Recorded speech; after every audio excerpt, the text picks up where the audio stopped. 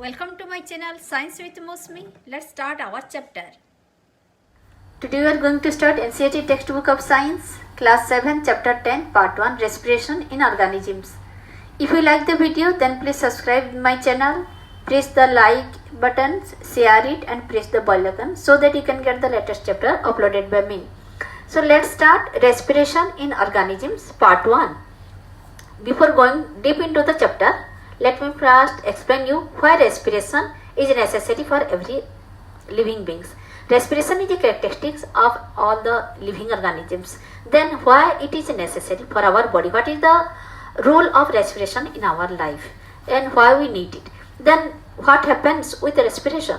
Then before that let me tell you what happens to our food after we take it. हम खाना खाने के बाद क्या होता है हमारे खाना के साथ? तो we take food by our buccal cavity, then it passes down to stomach. Stomach के पास जाता है, स्टोमक से होके इंटेस्टाइन जाता है और इंटेस्टाइन से ब्लड में एब्जॉर्ब होके वो सीधा चला जाता है सेल के पास.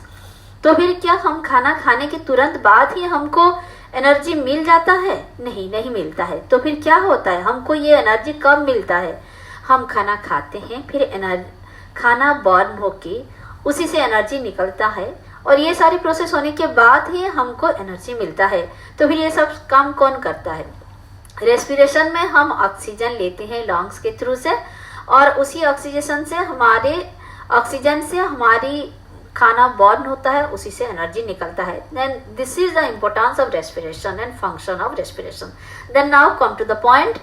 One day Bhujo was eagerly waiting to meet his grandparents who were coming to the town after a year. एक दिन भुजो बहुत ईगरली वो वेटिंग कर रहा था कि वो अपने ग्रैंड पेरेंट्स को कब मिलेगा. जब छुट्टी होता है आपके ग्रैंड पेरेंट्स आते हैं, आप भी कितना ईगरली वेट करते हैं. तो हम तो अपने आप को संभाल नहीं पाते. हम ट्रेन स्टेशन, फ्लाइट स्टेशन या फिर हम बस स्टॉप को लेने चले जाते हैं. ऐसे ही he was in a real hurry as he wanted to receive them at the bus stop.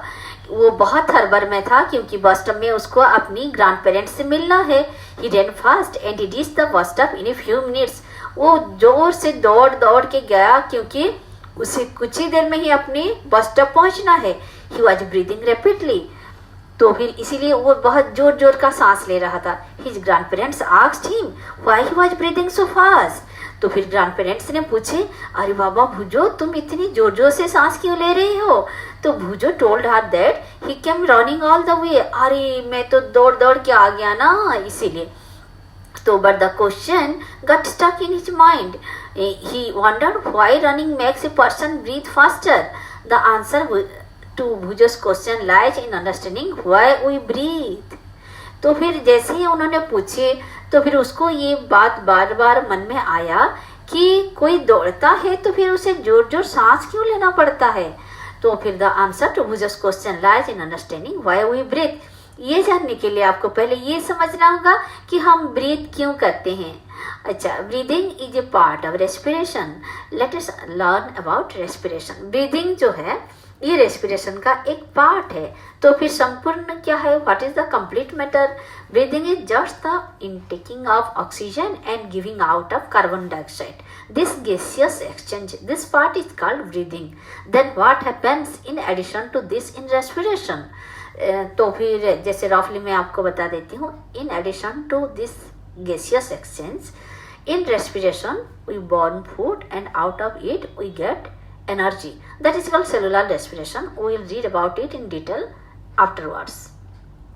Okay, where do we respire? तो फिर हम रेस्पायर क्यों करते हैं? In chapter 2 you learn that all organisms are made of small microscopic units called cells. हमने chapter 2 में पढ़ा है कि सारे organisms is made up of small units. Microscopic units मतलब which is not visible to our eyes. That is called cell. तो a cell is the smallest structural and functional unit of an organism. तो फिर ये cell आखिर है क्या? All organisms are made of this cell. तो फिर cell is the smallest structural and functional unit of an organism. ये बात को हम डिटेल में समझते हैं. जैसे अगर हम एक घर देखें तो फिर घर बना है किससे? वॉल से. अगर हम तोड़ते जाएं कि आखिर ये घर बना कैसे है तो लास्ट में हमको मिलेगा एक ईंट, यानी कि ये ईंट से ही घर बना है. तो the brick is the smallest structural unit of making home house. Likewise cell जो है ये स्मॉलेस्ट स्ट्रक्चरल यूनिट है। ये अपने आप में ये हमारे जान जो टिका हुआ होता है लास्ट तक हम देखें तो एक सेल इज लिविंग और नॉन लिविंग होता है। And functional unit of organisms मतलब हमने तो समझा दिया कि फूड लास्ट को जाता कहाँ है, सेल पर जाता है, और रेस्पिरेशन होता कहाँ पर है, यानी कि सेल रेस्पायर करता है। तो ये functional unit of an organism है। Clear? Each cell of an organism performs certain functions such as nutrition, transport, excretion and reproduction। अच्छा, ये सेल इतना इम्पोर्टेंट क्यों है? क्योंकि ये सेल ही तो इतने सारे काम जो है सारे करता है। तो फिर क्या क्या करता है ये cell? Nutrition, transport, excretion and reproduction, ये सारे ये सेलुलर लेवल पे होता है। तो फिर ये सभी में सेल का बहुत इम्पोर्टेंस है। टू परफॉर्म दिस फंक्शंस, ये सारे फंक्शन करने के लिए द सेल नीड्स एनर्जी, ये सब के लिए एनर्जी चाहिए। फंक्शन यूँ नहीं होगा, क्योंकि अगर आप रात में सोए हुए भी हैं तो आपके ब्लड सर्कुलेशन तो हो रहे हैं, रेस्पिरेशन तो हो रहे हैं, तो ये सारे काम अपने आप भला कैसे हो सकता है? इतना बड़ा फैक्ट्री अगर चल रहा है तो उसके लिए इतना एनर्जी की भी तो जरूरत है। But where does this energy come from? ये एनर्जी आता कहाँ से है? Can you see why your parents insist you should eat regularly? अब आपको कुछ कुछ याद आ रहा है कि आपके पेरेंट्स आपके पीछे क्यों ऐसे पड़े रहते हैं कि बेटा कुछ खा लो, बेटा कुछ खा लो। तो फिर ये एनर्जी पाने के लिए, ताकि आपके सारे रेगुलर एक्टिविटीज, सारे इंटरनल फंक्शनिंग सही तरह, लाइफ प्रोसेसेस सही तरह आगे बढ़ पाए। The food has stored energy, खाना में एनर्जी स्टोर होके रहता है। पर ये सिर्फ एनर्जी स्टोर होके रहने से हमको कुछ मतलब नहीं होगा। एनर्जी शुड बी रिलीज्ड, वहाँ से हमको वो एनर्जी मिलना चाहिए। वो और कैसे रिलीज होगा? By respiration, which is release during respiration. खाना में एनर्जी तो होता है पर वो रिलीज होता है थ्रू रेस्पिरेशन। रेस्पिरेशन प्रोसेस इसीलिए जरूरी है। Therefore, all living organisms respire to get energy from food। इसीलिए तो सारे लिविंग ऑर्गेनिजम्स खाना से एनर्जी पाने के लिए रेस्पिरेशन करते ही है। During breathing we breathe in air, you know that air contains oxygen, we breathe out air which is rich in carbon dioxide. Breathing के टाइम में taking in of oxygen and giving out of carbon dioxide, this is called gaseous exchange, ये होता है। तो हम oxygen अंदर लेते हैं और कार्बन डाइऑक्साइड बाहर लेते हैं। इसका ये मतलब नहीं कि हम सिर्फ ऑक्सीजन ही लेते हैं, अरे हम तो एयर लेते हैं। तो फिर एयर में 21% ऑक्सीजन है, तो फिर वही 21% ऑक्सीजन हमारे अंदर जाता है और 0.04% कार्बन डाइऑक्साइड भी जाता है। पर जब हम छोड़ते हैं तो फिर उसमें ऑक्सीजन अंदर बहुत सारे परसेंटेज अंदर रह जाता है। ये आगे और भी अच्छी तरह हम पढ़ेंगे। अभी के लिए अब इतना जानिए। तो the air we breathe in is transported to all parts of the body and ultimately reach cell. ये जो हम सांस लेते हैं तो फिर एयर हमारे प्रत्येक सेल को पहुंचता है। In the cells oxygen in the air helps in the breakdown of food. तो फिर इसी सेल में वो क्या करता है? सेल में जो एयर का ऑक्सीजन है 21% मैंने कहा था, वो खाना को ब्रेक डाउन करने के लिए मदद करता है। The process of breakdown of food in the cell with the release of energy is called cellular respiration. Cellular respiration takes place in the cells of all organisms. तो फिर आइए जान लेते हैं ये सेलुलर रेस्पिरेशन क्या है। अभी तक तो हमने पढ़ा ब्रीदिंग, ब्रीदिंग का नेक्स्ट पार्ट है सेलुलर रेस्पिरेशन, यानी कि सेल लेवल पे जो होता है। क्या होता है? The process cellular respiration is the process of breakdown of food in the cell with the release of energy. Food का ब्रेकडाउन होता है, उसे तोड़ा जाता है with the help of oxygen और उसी से एनर्जी रिलीज होता है। This is called cellular respiration. तो cellular respiration takes place in the cells of all organisms. ये सेल लेवल पे और हर ऑर्गेनिजम्स का सेल पे ये सेलुलर रेस्पिरेशन होता है। In the cell the food glucose is broken down into carbon dioxide and water using oxygen. तो cellular respiration में क्या होता है? फूड या फिर चाहे बोले तो ग्लूकोज, एक्चुअली ग्लूकोज ही ब्रेक डाउन होके उसमें से कार्बन डाइऑक्साइड और वाटर निकलता है और वो किसकी मदद से ये सब करते हैं? ऑक्सीजन की मदद से करते हैं और ढेर सारा एनर्जी मिलता है। तो फिर when breakdown of glucose occurs with the help of oxygen it is called aerobic respiration. तो फिर आइए आगे देखते हैं। ये जो सेलुलर रेस्पिरेशन है ये दो प्रकार का होता है, एक एरोबिक रेस्पिरेशन, एक एनाएरोबिक रेस्पिरेशन। तो फिर एरोबिक रेस्पिरेशन, एनाएरोबिक रेस्पिरेशन क्या है पहले हम थोड़ा थोड़ा जान लेते हैं, फिर मैं आपको समराइज करके बता दूंगी। When breakdown of glucose occurs with the use of oxygen it is called aerobic respiration. अगर रेस्पिरेशन में हम ऑक्सीजन यूज कर रहे हैं उसे कहते हैं aerobic respiration. Food can also be break down without using oxygen. इसका मतलब है हम फूड को ब्रेक डाउन कर सकते हैं बिना ऑक्सीजन यूज किए भी, और उसको हम बोलेंगे कि एनाएरोबिक रेस्पिरेशन। तो breakdown of food releases energy, चाहे जिस तरफ से भी हो। हमको एरोबिक रेस्पिरेशन में क्या होता है, breakdown of food releases energy, दोनों केस में हमको एनर्जी मिलते हैं। पर एरोबिक रेस्पिरेशन में हमको क्या होता है, ये जो इक्वेशन हमने लिखा है बॉक्स के अंदर कि glucose in the presence of oxygen breakdown होके हमें मिलता है तीन चीज, carbon dioxide plus water plus energy, और ये एनर्जी होता है ढेर सारा। तो you should know that there are some organisms such as yeast which can survive in the absence of air. They are called anaerobes. They get energy through anaerobic respiration in the absence of oxygen. Glucose breaks down into alcohol and carbon dioxide as given below. तो आइए हम जानते हैं एनाएरोबिक respiration के बारे में, जो कि होता है ईस्ट में, इसीलिए ईस्ट को कहा जाता है एनाएरोब्स। ओके, तो क्या होता है इसमें, no use of oxygen. This type of respiration takes place in the absence of air, और ये ऑक्सीजन बिल्कुल यूज नहीं करता। और इसमें क्या होता है, ग्लूकोज ब्रेक डाउन होके अल्कोहल होता है और अल्कोहल होता है, और उसके साथ कार्बन डाइऑक्साइड और एनर्जी भी मिलता है हमको एरोबिक और एनाएरोबिक रेस्पिरेशन में। अब अच्छी तरह डिफरेंस, ये काफ़ी फेमस है, ये हमारे बहुत इंपॉर्टेंट है, एग्जाम में आता ही रहता है, what is the difference between aerobic and anaerobic respiration. तो फिर आइए उसका डिफरेंस जान लेते हैं। नंबर 1, एरोबिक में ऑक्सीजन यूज होता है, एनाएरोबिक में ऑक्सीजन यूज नहीं होता है। पॉइंट नंबर 2 कि एरोबिक रेस्पिरेशन में एनर्जी का मात्रा जो है वो बहुत ज़्यादा होता है, एनाएरोबिक में वो कम होता है। ओके, और एनाएरोबिक टेक्स प्लेस करता है ईस्ट में। एग्जाम्पल के तौर पर देखें तो एरोबिक में हमको कार्बन डाइऑक्साइड, वाटर और एनर्जी मिलता है बहुत सारे, और एनाएरोबिक में हमको अल्कोहल, कार्बन डाइऑक्साइड और एनर्जी मिलता है, पर ये एनर्जी कम होता है। Okay, this is the main differences. Come to the next point. Yeast are single-celled organisms. They respire anaerobically and during this process yield alcohol. East एक सिंगल सेल ऑर्गेनिज्म है और उसमें एनाएरोबिक रेस्पिरेशन होता है और इसी में अल्कोहल मिलता है हमको। They are therefore used to make wine and beer. अरे वाह, इसी कारण, क्योंकि इसमें अल्कोहल मिलता है इसीलिए ईस्ट यूज होता है वाइन और बियर प्रिपरेशन के लिए। Our muscle cells can also respire anaerobically. हमारे मसल सेल में भी एनाएरोबिक रेस्पिरेशन होता है, but only for a short time. पर ये बस कुछ ही टाइम के लिए होता है। क्यों और कैसे, आगे देखते हैं। When there is a temporary deficiency of oxygen.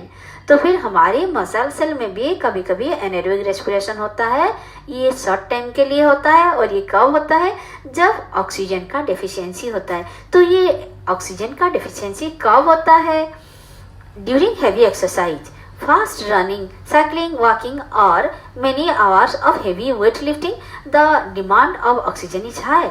जैसे अब नॉर्मल केस में ये नहीं होता, जब हम हेवी एक्सरसाइज करते हैं, बहुत जोर जोर से भागा दौड़ा होता है, या फिर वॉक करते हैं, वेट लिफ्टिंग जैसे हेवी एक्सरसाइजेस करते हैं, तो फिर ऐसे में हमको नॉर्मल एनर्जी से काम नहीं चलता, हमको चाहिए होता है heavy energy. But the supply of oxygen to produce the energy is limited. पर हमको तो नॉर्मल एनर्जी सप्लाई करता है उसी ऑक्सीजन से, इसीलिए क्योंकि शॉर्टेज ऑफ एनर्जी हो जाता है, then anaerobic respiration takes place in the muscle cells to fulfil the demand of energy.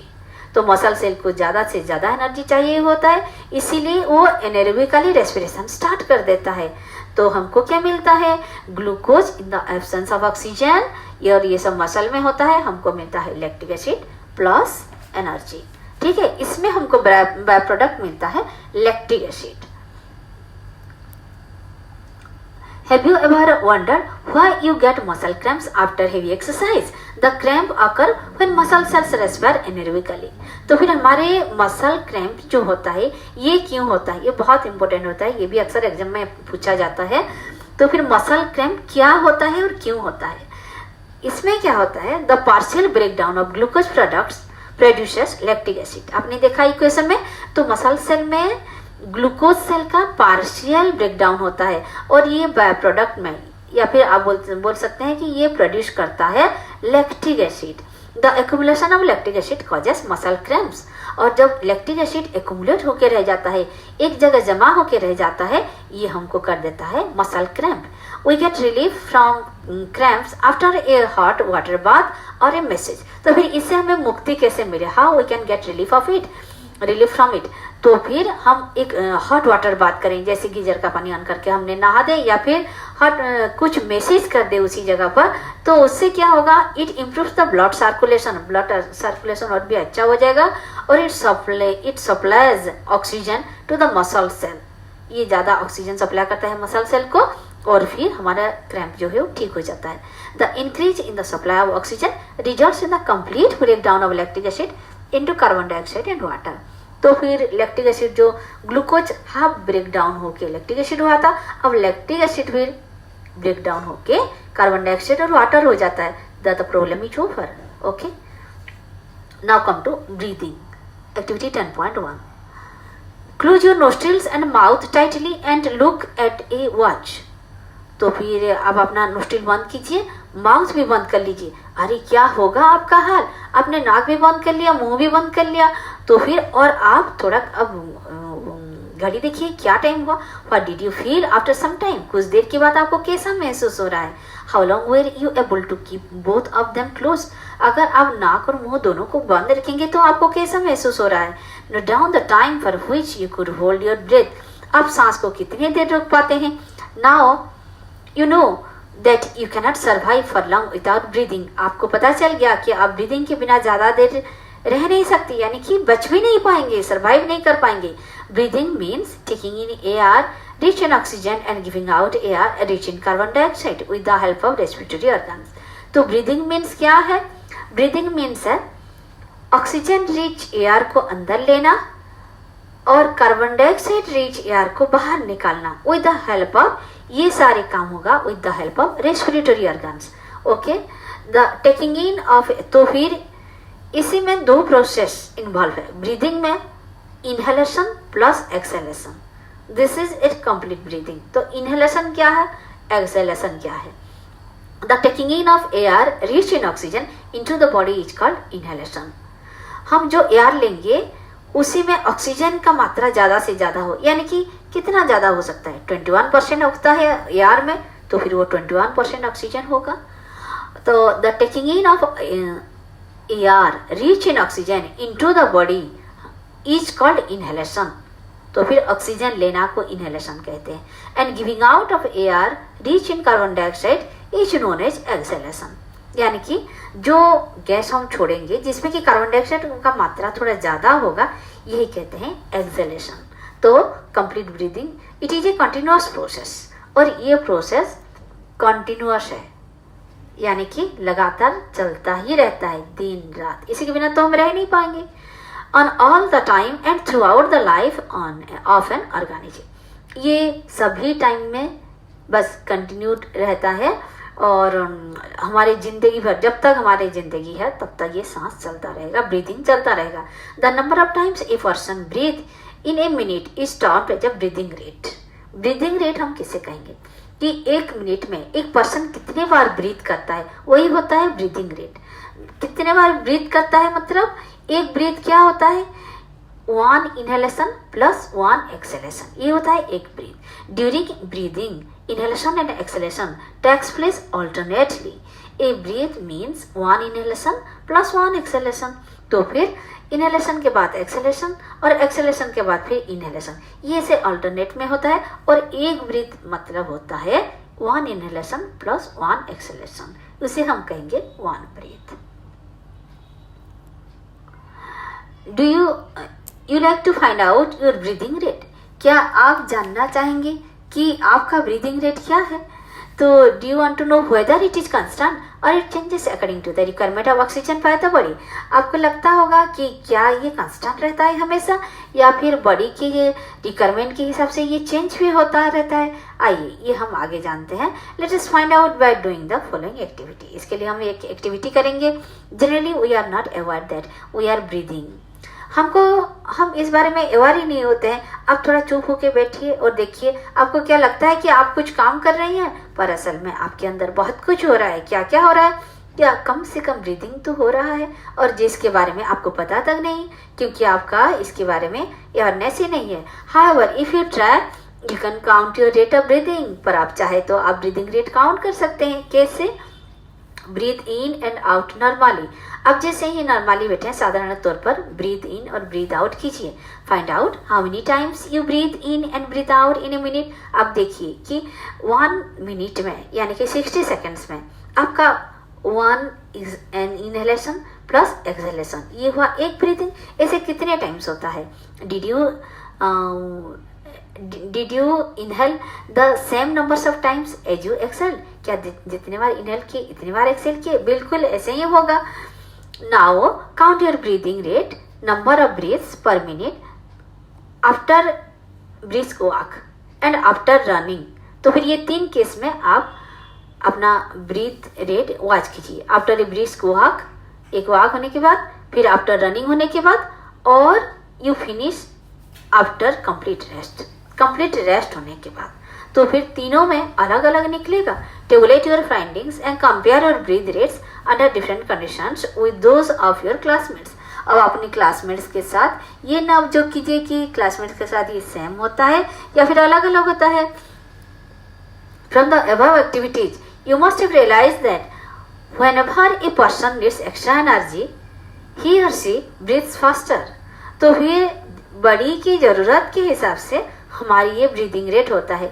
जब भी बॉडी को ज़्यादा एनर्जी की ज़रूरत होता है तो फिर हमारी ब्रीदिंग रेट भी फास्टर हो जाता है, और इससे हमारे शरीर को ज़्यादा से ज़्यादा ऑक्सीजन मिल पाता है।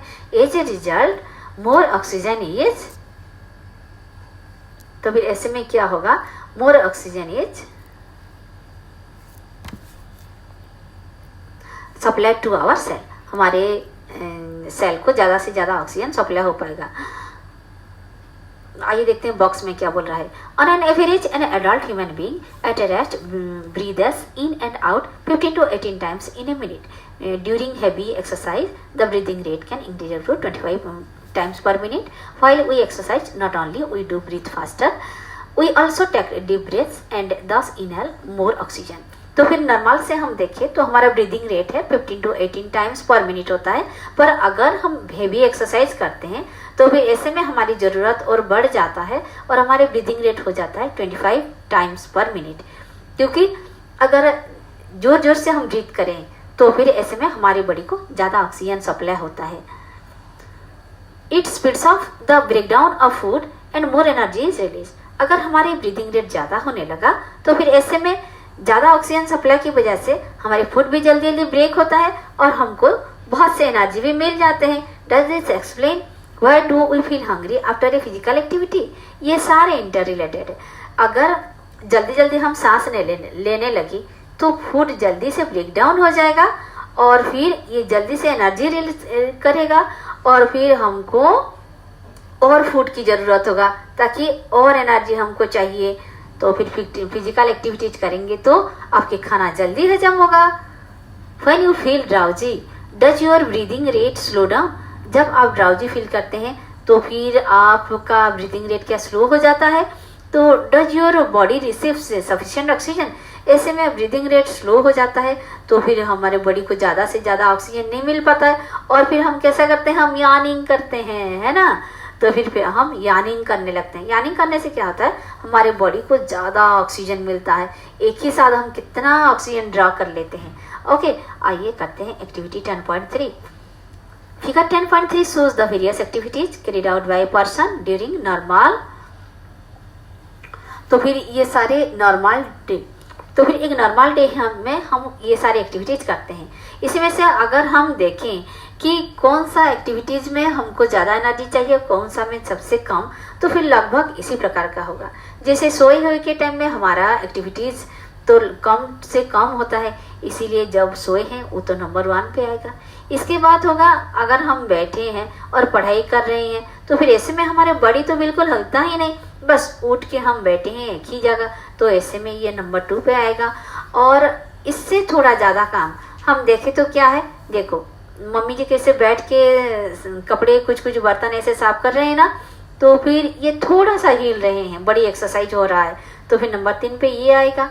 फिर इसके बाद हम देखें तो देखो पिताजी कैसे वॉक कर रहे हैं, पर वो कुछ काम नहीं करे, वो वॉक करे, यानी कि बॉडी को, पूर्णांग शरीर को, कंप्लीट शरीर को वो मूव कर रहे हैं, उसमें थोड़ा उससे ज़्यादा थोड़ा एनर्जी लगेगा, यानी कि 4 नंबर पे आएगा।